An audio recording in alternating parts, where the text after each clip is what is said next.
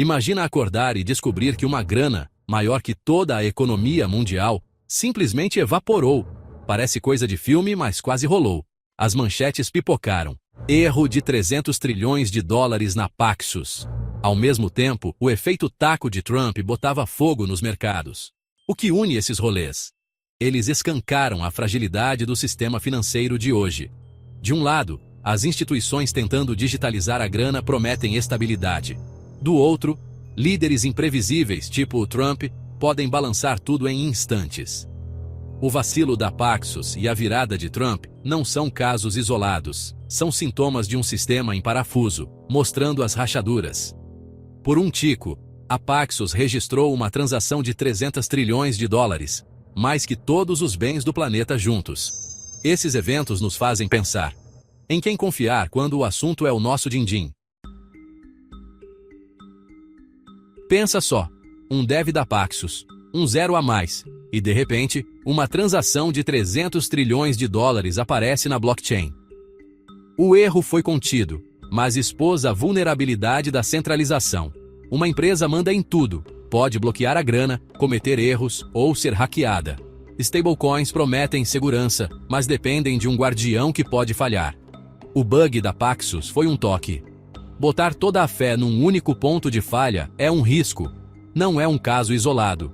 Já vimos plataformas centralizadas bloquearem contas e exchanges sumirem com a grana de milhões. O incidente nos faz questionar. Grana digital atrelada a sistemas tradicionais é segura mesmo? Talvez a resposta esteja em sistemas que não dependem de ninguém, tipo o Pix, mas descentralizado.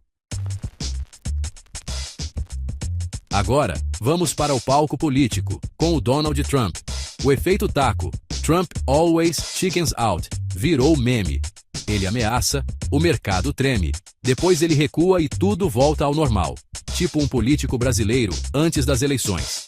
Quando Trump adiou as tarifas sobre a China, o Bitcoin deu um salto de mais de 2%, enquanto o mercado tradicional ficava naquela montanha russa.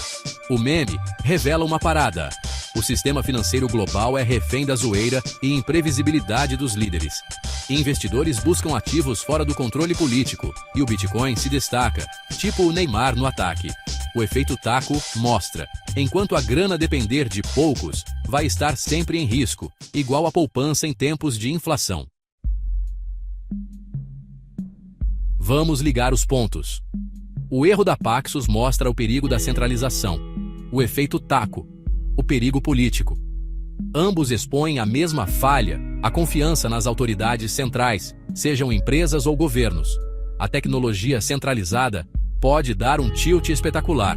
A política centralizada é imprevisível, tipo o clima em São Paulo. Se confiar em stablecoins ou no sistema tradicional traz riscos, qual a saída? O mercado responde: busque sistemas sem intermediários.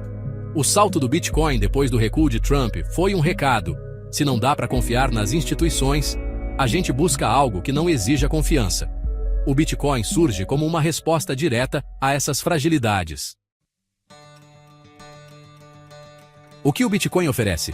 Um sistema sem CEO para errar trilhões, sem sede para ser pressionada. Suas regras são código aberto, verificadas por milhares de computadores no mundo todo. Não pode ser manipulado por políticos ou empresas. Simplesmente funciona, 24/7. Tipo o SUS, mas sem fila. Pensa no Bitcoin como um bot salva-vidas. Enquanto bancos e governos mostram rachaduras, ele oferece controle direto ao usuário. Não é perfeito, mas não pode ser confiscado arbitrariamente ou ter seu valor diluído por decisão de poucos. O erro da Paxos e o efeito taco mostram por que alternativas descentralizadas são importantes. Num mundo incerto, o Bitcoin se apresenta como uma das respostas mais relevantes do século XXI, tipo o Pix que veio para ficar.